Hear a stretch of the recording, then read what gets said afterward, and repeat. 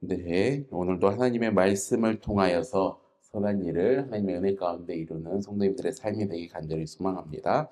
네, 오늘 디도서 2장의 말씀은 어제 우리가 나눴던 말씀을 계속 이어서 하고 있습니다. 어제 말씀에서 우리가 하나님을 믿는 것, 그리고 하나님을 믿음으로 말미암아 우리가 어떻게 우리의 행실이 바뀌어야 되고 그 믿는 믿음은 어떻게 나타나야 되는가라고 이야기했다고 한다면, 오늘 본문 말씀에서 시작하는 것은 하나님을 삶으로 고백한다는 것은 구체적으로 어떻게 살아야 되는지를 이제 더 자세하게 이야기하고 있습니다.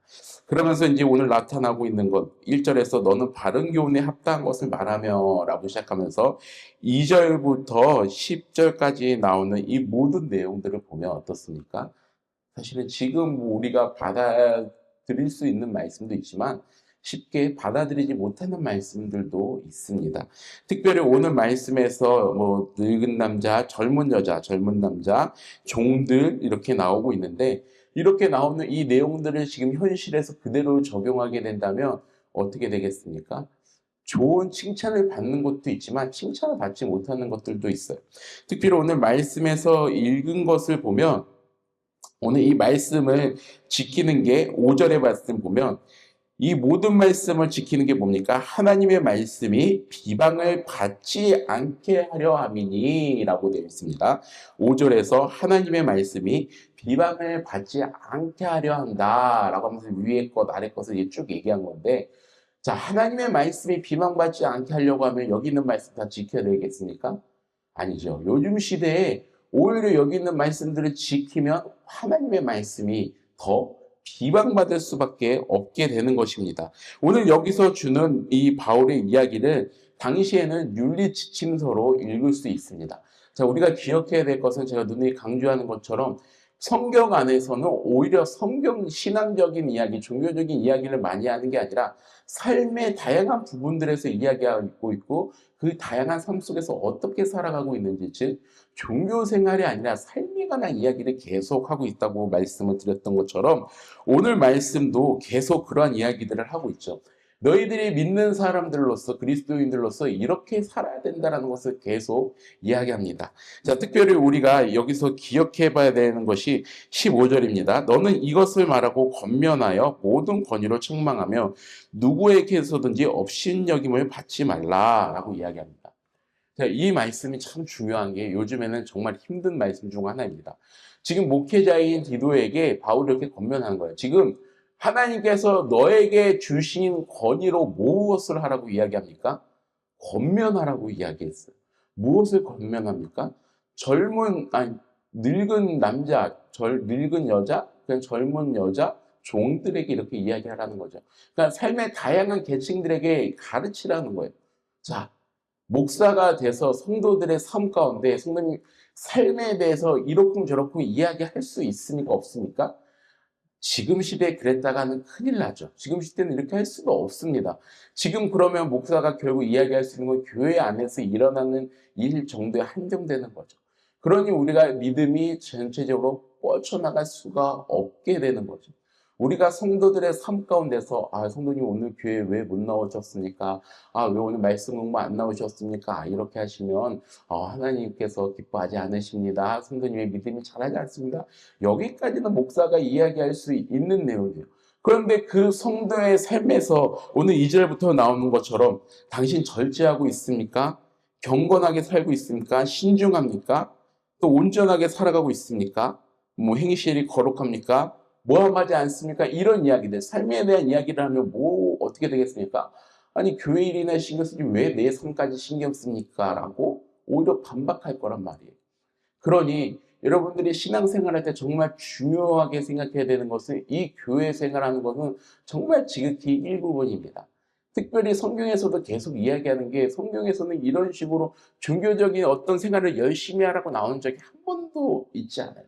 계속 이야기하는 것은 너 삶은 어떻게 살아가고 있냐, 하나님의 자녀로서 어떻게 살아가고 있냐라는 것을 성경은 계속 이야기하죠. 어제도 감독과 장로를 뽑는데 실생활적인 거여서 이 사람이 삶에서 어떻게 살아가고 있는지 그 증거를 가지고 교회의 일꾼으로 세우라고 이야기하고 있고, 오늘도 목회자인 디도에게, 성도들에게 그들의 삶이 어떻게 살아가고 있는지 그 삶을 가지고 이야기해라라고 하는 것을 바울이 이야기하고 있다는 것입니다.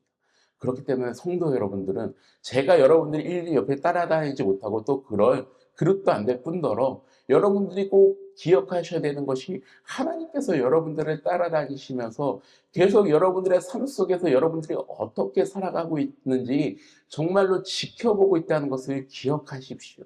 하나님께서 즉각 말씀하시고 심판하시고 반응하지 않으신다고 하더라도 여러분들은 여러분들 삶 속에서 최선을 다해서 살아가야 한다는 것을 꼭 기억하시길 바랍니다. 특별히 오늘 말씀에서 이야기하는 것을 잘못 보면 가부장적인 가족 제도와 노예제도에 대해서 성경이 이야기하고 있는 것처럼 보이죠. 그래서 9절에 뭐 종들아 자기 상전들에게 범사에 순종하며 기쁘게 하고 거슬러 말하지 말며 라는 말씀이 있다고 해서 우리가 말씀 보면 1.1획도 지키고 변하지 않는다라고 했을 때 세상 사람들에게 노예제도를 만들어야 됩니다라고 이야기하겠습니까? 아니라는 거잖아요. 분명히 말씀을 통하여서 바울이 하고자 하는 이야기는 그 시대 상황 속에서 지금 이 시대, 이 사회에 주어진 그 상황 속에서 최선을 다해서 사람들에게 욕먹어가면서 살지 말라는 것을 바울이 이야기하고 있는 것입니다. 그렇다고 해서 성경을 우리가 바라볼 때 성경은 이런 의미니까 그때하고 전혀 달라라고 할 필요는 없이 분명히 성경도 시대에 쓰여져 있기 때문에 시대적으로 분명히 그 시대 이야기들을 담고 있고 지금의 이야기하고는 담론과는 다르다는 것을 기억하십시오. 그러나 우리가 읽어내야 될 것은 그 상황 가운데서 바울이 디도에게 원했던 것은 모든 그리스도인들이 지금 구성되어 있는 이 사회 구성원 안에서 어떻게 살아가야 되는지를 중요하게 여겼고 그 사회 구성원 안에서 하나님의 말씀이 비방받지 않게끔 살아가게 하는 게 우리가 해야 될 일이라는 것을 명심하시고 여러분들은 여러분들이 살아가는 그 삶의 자리에서 어떻게 해야 하나님의 말씀이 비방받지 않고 하나님의 말씀이 더 순전하고 거룩하고 의롭게 나를 통하여 드러나게 될지를 여러분들의 삶 속에서 진지하게 고민하시면서 몸부림치면서 살아가게 되길 간절히 소망합니다. 그러면서 오늘 말씀에서 참 중요한 말씀이 나오고 있는데 오늘 말씀은 11절에 나타나는 말씀입니다. 모든 사람에게 구원을 주시는 하나님의 은혜가 나타나라고 이야기하고 있습니다. 자, 모든 사람에게 하나님의 은혜가 나타난다고 이야기하죠. 구원을 주시는 하나님의 은혜가 나타난다. 자, 여기서 나타난다라는 이 이야기는 영어로 에피파니라고 해서 현현한다라는 뜻입니다. 그러니까 하나님이 예수를 통해서 이 땅에 나타나셨다는 그 나타남을 이야기하고 있는 것 중에 하나인데 특별히 이 은혜가 나타났는데 우리는 은혜를 생각할 때 무엇이라고 생각합니까? 다 필요 없고 우리는 은혜만 있으면 구원받는다라고 이야기하죠. 은혜가 모든 것을 말하는 게 우리 기독교라고 이야기합니다. 네, 맞는 말입니다. 은혜가 모든 것을 이룹니다. 은혜면 모든 것이 다 됩니다. 그런데 중요한 것은 이 은혜가 나타나는데 은혜로서 끝나는 게 아니고 12절에서 이렇게 이야기합니다. 우리를 양육하시되 라고 이야기합니다. 은혜가 나타나는데 은혜가 나타나서 끝났습니다. 그게 아니라 은혜가 나타나서 우리를 양육한다고 되어 있습니다. 즉 우리는 은혜를 율법은 가르치고 은혜는 용서한다 이런 공식으로만 기억하고 있는데 오늘 말씀에서 나오는 거면 은혜도 우리를 가르친다고 이야기하고 있습니다. 즉 은혜 받은 사람이면 은혜 받은 사람답게 내 삶의 모든 전방위 속에서 내가 지금 이 은혜 받은 사람으로서 살아가고 있는가 그 자격대로 살아가고 있는가를 계속 우리에게 가르치는 게 또한 은혜라고 오늘 말씀에서 분명히 이야기하고 있죠. 자, 여기서 우리가 은혜에 대해서 다시 한번 조금 생각하고 이 아침 좀 수정을 했으면 좋겠는데 하나님의 은혜는 우리를 받아들이면서 동시에 우리의 삶을 변화시키는 교사라는 사실을 꼭 기억하시길 바랍니다.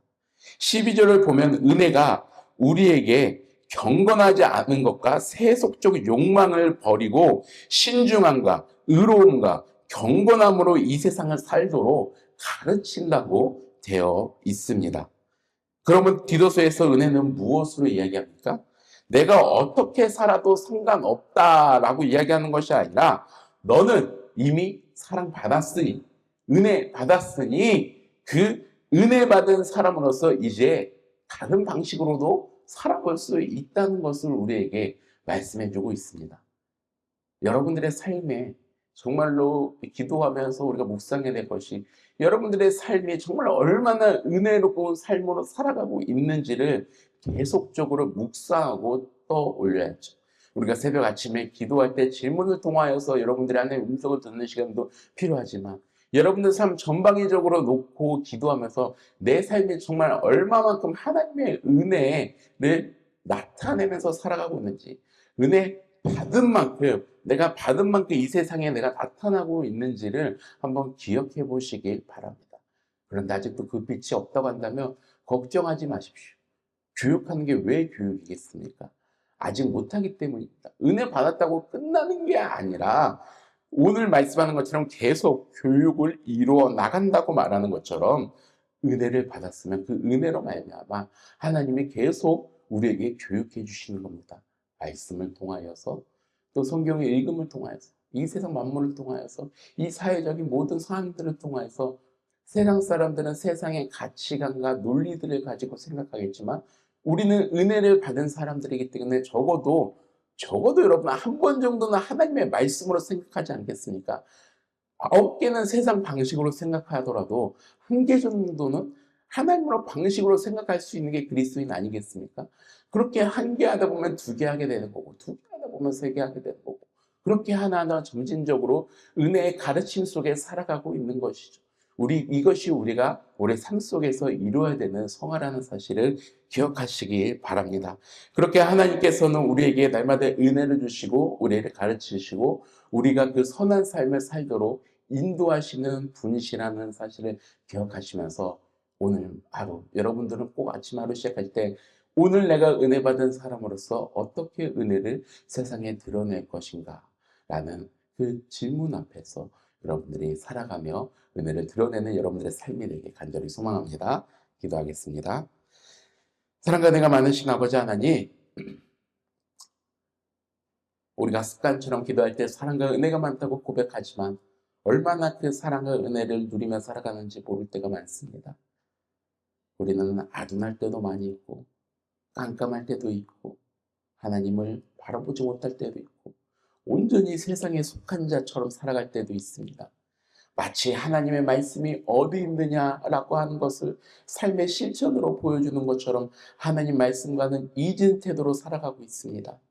그러나 하나님, 오늘 말씀에서 이야기한 것처럼 각자 자리에서 늙은 남자는 늙은 남자대로, 늙은 여자는 늙은 여자대로, 젊은 여자는 젊은 여자대로, 종은 종대로 하나님 그렇게 각자의 삶의 방식에서 하나님의 말씀이 비방받지 않도록 살아가라고 격려하셨던 것처럼 우리도 그러한 삶을 살아가게 하여 주시옵소서.